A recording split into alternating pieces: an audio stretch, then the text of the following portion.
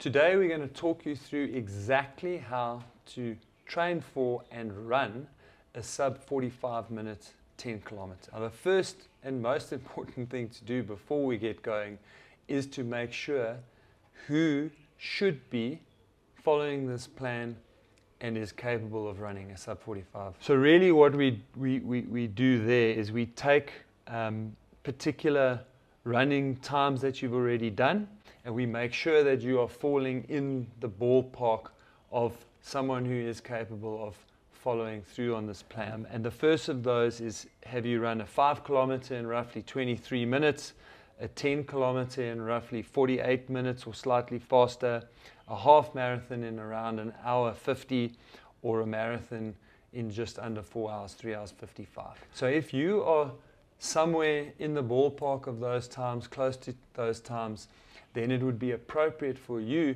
to get onto the sub 45 minute 10 kilometer plan and see how close you can get to achieving your goal. If we have a look at the overall planning or structure of the program, it's a 12-week program that's effectively divided into 3 4-week blocks. The first 2 blocks, we have 3-week building phase that takes you into a 4th week of recovery, where we can then consolidate and absorb the training that we've done in the previous 3 weeks. And then when we move into the final 4-week block, we've got 2 more weeks of loading, where we then start moving down into the taper to make sure that you arrive on race day well prepared, fresh, and ready to nail your goal. Now let's dig a little bit into the detail of the plan so you can understand what we're trying to achieve in the first 4-week block. So the first 3 weeks of loading, this is what I refer to as the strength phase. And so we will go through a phase of hill work, which I'm going to dig into in a bit, but that hill work is essentially preparing your body for the speed work that's to come in the rest of the plan. On the sub 45 minute 10K, I've gone with a 5-day running week, and that includes a 45-minute optional recovery run on the Wednesday. So how do you decide whether you should be doing that recovery run or not? Certainly at the start of the plan, I would encourage you to do the first 2 weeks of the full plan. But if you find that you are unusually tired, struggling to get through workouts, and you can generally just feel like you're not coping with the plan, then you want to drop that 45-minute recovery session from the plan and change it to a 4-day per week plan. You'll also see that we've got some strength training in the plan. Don't worry about that for now. I'm gonna dig into the strength training towards the end of the video. Over the first 3 weeks, the thing that you will notice is that the long run on the weekend does increase as we go. We start at 1 hour at the start of the plan, go to an hour 10 in week 2, and an hour 20 in week 3. And there's a similar pattern there for our easy midweek run, which is 1 hour, 1:05, and 1:10 as we increase the volume. Right, let's tuck into the hill work quickly. If I open up that session, you'll see that the hill work is comprised of a warm-up, which is really important. And in that warm-up, we're going to do some very gentle jogging just to get the body going, get the joints lubricated, get the blood flowing through the muscles. Then we're going to do a couple of little builds in that warm-up period just to really trigger the nervous system and get you ready. We will start then with a 2-minute hill. The idea is to find a hill that's between 3 and 5%. The closer you are to 3%, the more you will have a combination of strength and speed work, and the closer you move to 5%, the more of a pure strength workout this will be. And I recommend, where possible, you try and get between a 4 and a 5% gradient that you're going to do your run on. The idea of the workouts is not to sprint flat out from the bottom to the top. You don't want to get to the top of the hill and have to double over and lie down to recover. Then you are running them too hard.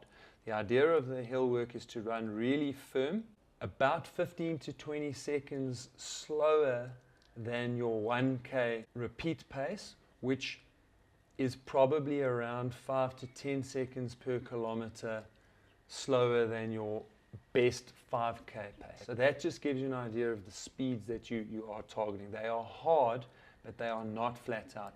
You should get to the top of the hill feeling like your legs are really a bit wobbly, but you can turn around and jog right back down to the bottom, and by the bottom of the hill you should be fully recovered and ready to go again. And then it's really important after a hill work session, after any training session, is to cool down afterwards and do 5 to 10 minutes of very light, easy jogging. And then similar to the long runs, there is going to be some progression in the intervals through these through the 3 weeks of loading.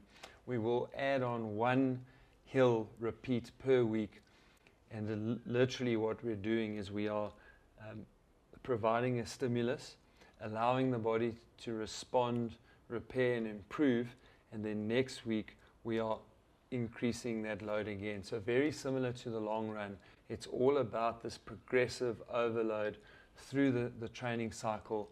Then we move into a recovery to really consolidate those improvements before we move into the next phase of training.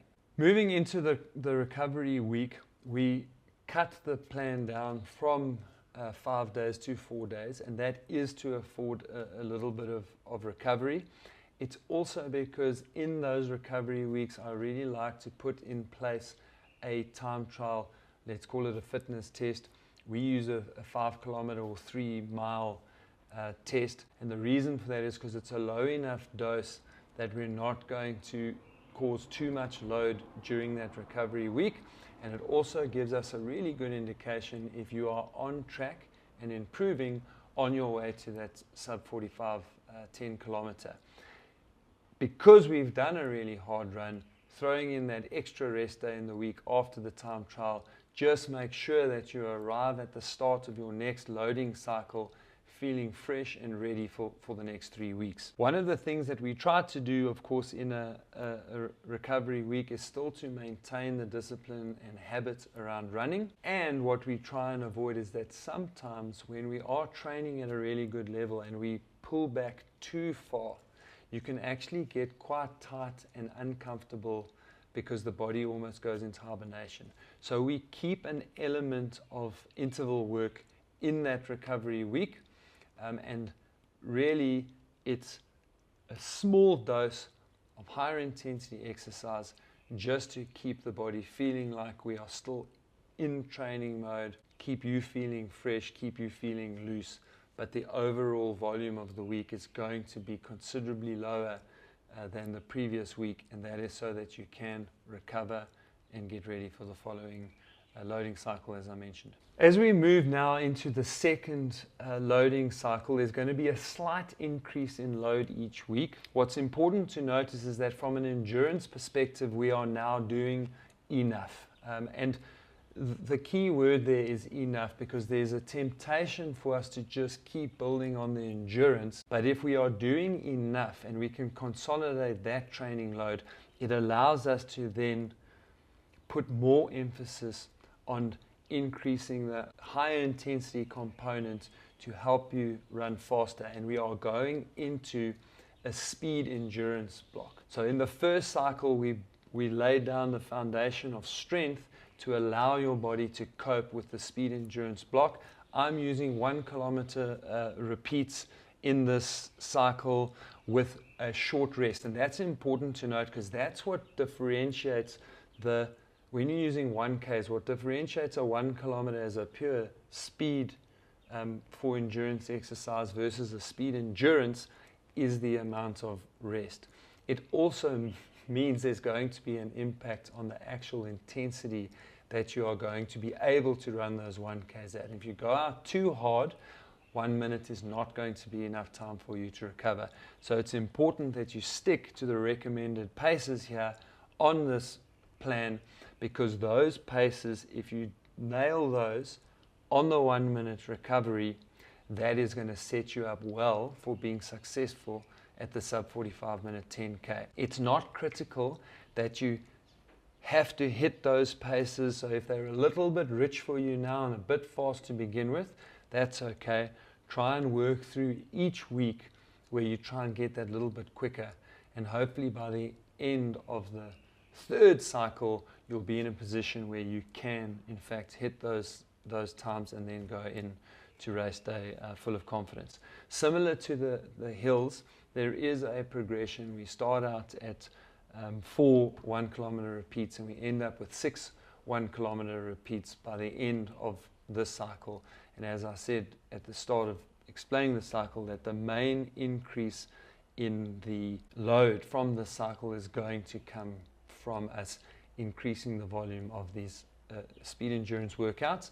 If you removed the recovery run in the previous cycle, you can start this cycle by bringing that recovery session back, maybe look at 30 minutes rather than 45 minutes and assess the impact of that run. But having gone through a cycle of training, you should hopefully be able to handle that better, and then you can bring that recovery run back. As I also mentioned at the start of unpacking this cycle, I said we're at the point where the volume, and in particular around the endurance run, is enough.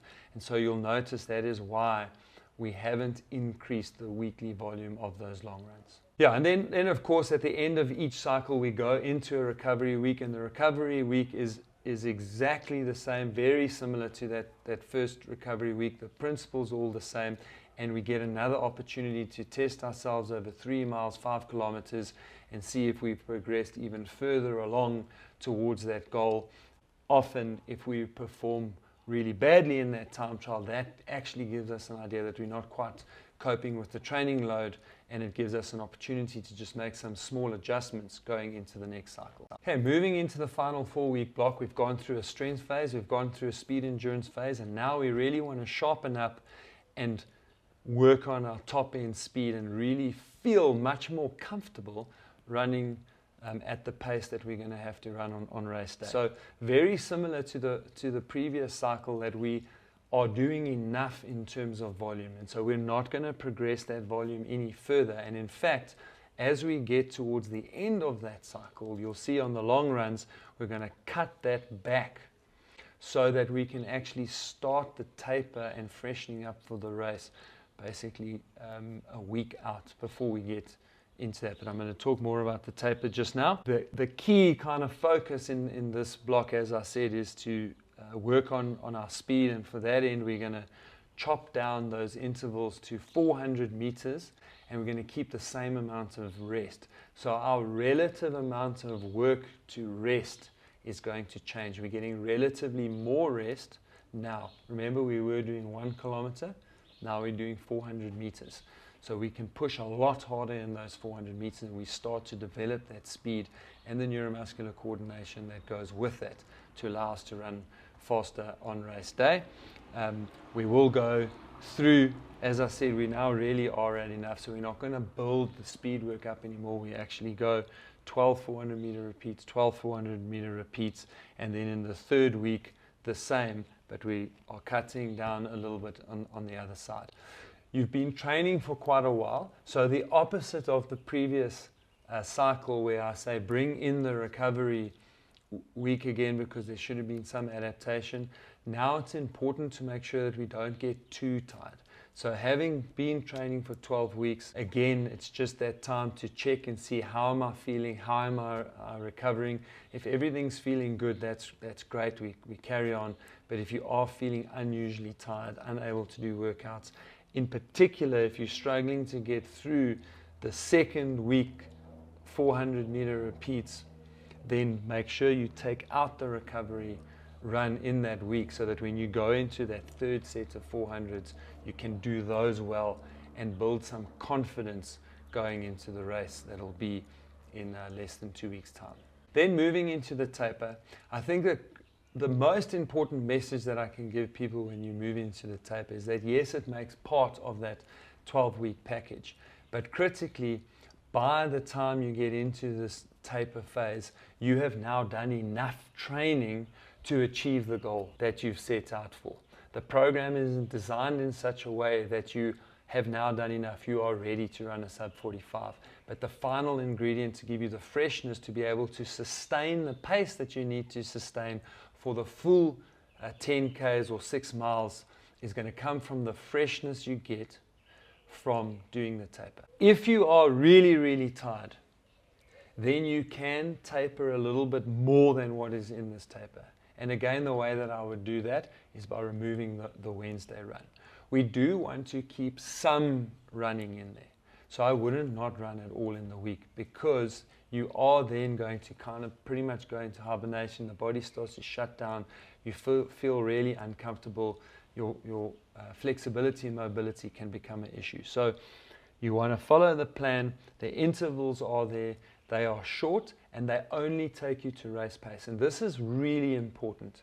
The most important reason is that if we stick to race pace and don't push ourselves faster, we cannot get injured. Your body is absolutely prepared now to be able to run that race pace.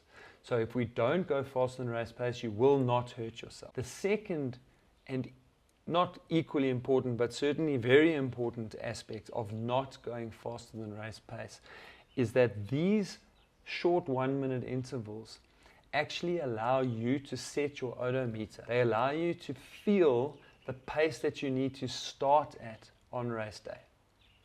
If you run these too fast, it kicks your clock out, because you're going to be so fresh when you land on race day. And if what your body remembers from a speed point of view is what you did a couple of days before, you are going to start too fast. And if you start too fast, that's going to be the only thing that stops you from running under 45 minutes on race day, because you're going to blow up. So remember, these are very specific to keep your legs spinning, keep you flexible, keep the range of motion, to ensure that you don't get injured, and make sure that you start out at the right pace on race day. I said I would unpack the strength training later on. So the strength training are the black blocks that will appear on your training schedule. And those are really important. There are 2 of those per week. And what we find for most runners, that they think that you get faster only by running. But strength training is really important in terms of helping you to become a better runner and to help you cope with the training load better, and finally to help you prevent getting injured. So the cycles work exactly the same way. We've effectively got 3-4 week cycles. We load the strength training twice a week for 3 weeks, then we pull back to 1 for the recovery week, so that you can absorb the strength and really start to improve. And then finally, when we get into taper week, that will become a very light mobility session rather than an actual strength session. And again, there'll only be 1 of those in the final week as we taper. Right, now that you've put yourself through a really good 12-week training plan, all that's left is for you to go out and get that goal. If you want to get access to this exact training plan, you can click on the link provided in the video, where we will then take you through this particular plan step by step. We also have sub 40, 50, 55 minute sub 1 hour plan, so you can also click on that link and go and check out all the training plans that we've got, and we can help you to deploy those into your life.